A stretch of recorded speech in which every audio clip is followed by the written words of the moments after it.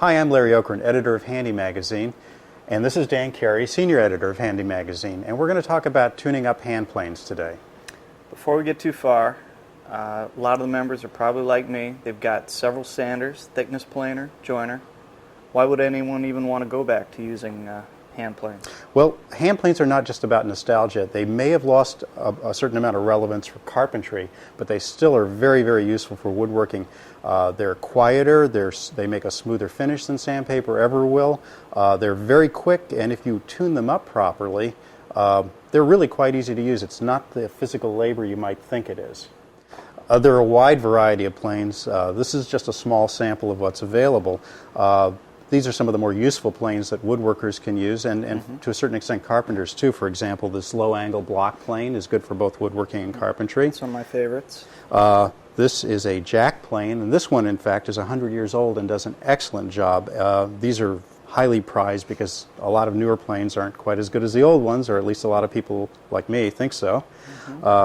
This is a smoothing plane. It's a modern wooden plane. Oh, it's beautiful. And there's a certain aesthetic that people like, particularly woodworkers, for using a plane like this. This is a modern cast iron smoothing plane, and this is the kind of thing that you're most likely to encounter in a home center or hardware store. Low angle block plane is my personal favorite plane to use. It's small, portable, it's very versatile, and quite easy to use. The components on this plane are similar to the components you'll find on any plane, but this smoothing plane, you can see the parts a little bit more easily, and I've never had as much luck using this plane as I have using the low angle block plane. So Larry, can you walk me through these parts and what I need to do after I bring this plane home from the store? Sure. The most important thing is to first know what the parts are and how they interact with each other. Once you understand that, then tuning it is really not that difficult. It makes logical sense. Okay. First thing is the lever cap. This is basically the clamp that holds the blade in position, keeps things from chattering when you're planing, and it removes very easily. This second part is actually two parts. This is the cap iron here, and the iron, which is really the cutter. And these are screwed together. It's easy to break them down. You can just use the lever as a screwdriver to break them apart. They're spring-loaded there. It's a little tight, and it just breaks down like that. This is the frog. And the frog is the part that's machined to keep the blade flat, and it rides on the throat. These screws hold it onto the throat. Also a machined part that's on the body of the plane. That's this whole area here. This little thing here is the lateral adjustment lever, and it controls the dog here, and that keeps the blade aligned straight, so you can move it back and forth until it's perfectly straight across. The mouth, which is this right here, and that opening is important too, and I'll explain that in a little bit.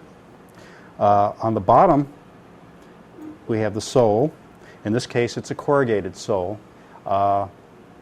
That's supposed to make planing a little easier. There's less resistance. Quite frankly, I can't tell the difference between a flat sole and a corrugated sole. And then you have the depth adjustment lever right here. A couple of other things that obviously you have something to hold on to. This is the front knob, and this is the tote. There are a lot of details to tuning up a plane, but I'm going to go through just the bare minimums so you understand the elements that you have to deal with. And first we're going to start with the sole. The sole needs to be perfectly flat to get good shavings and consistent planing action. The best way to do that, the easiest way to do that, is with wet dry sandpaper. You can use progressively finer grits and perform this operation on a flat surface, such as a known flat surface, such as a table saw table or a sheet of glass. The frog is the next part you need to be concerned about. This holds the blade in perfect alignment, and so it needs to be in perfect alignment. The front of it should be perfectly flat. You may need to flatten that with sandpaper just like you did the blade. And it rests in the body, the plane body on the throat, and these are machine surfaces here, and they need to mate perfectly too.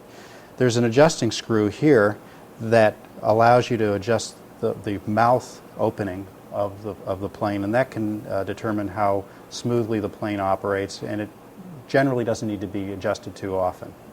Reassembling the plane isn't that difficult. You put the blade back on the frog, make sure the dog is in place here, that's for lateral adjustment, and put the cap iron back on and snap it into place. Now, what becomes a little more difficult is making sure that you have the correct depth, which is adjusted with this thumb wheel down here, and lateral adjustment, and you can see what you're doing by visually sighting down the edge of the plane.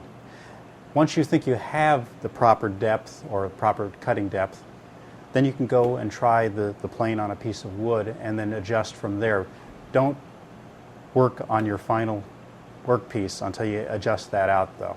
Remember that planing works best when you plane in fine increments. That means you don't want too much blade exposure. You want to be able to make really thin shavings, not big thick ones. It's going to be easier for you to work that way, and your results are going to be better. So just a hair is all you want to see, a hair of the edge of the blade sticking up above the sole. That's all. Well, Dan, I hope that answers some of your questions. Of course, the best thing to do is to go and buy a plane and try tuning it up, because there's no substitute for experience. No, that was great. I'm really excited. I'm going to go home and tear apart the planes I have and get to tuning. Okay, well, try it on this one first. Okay.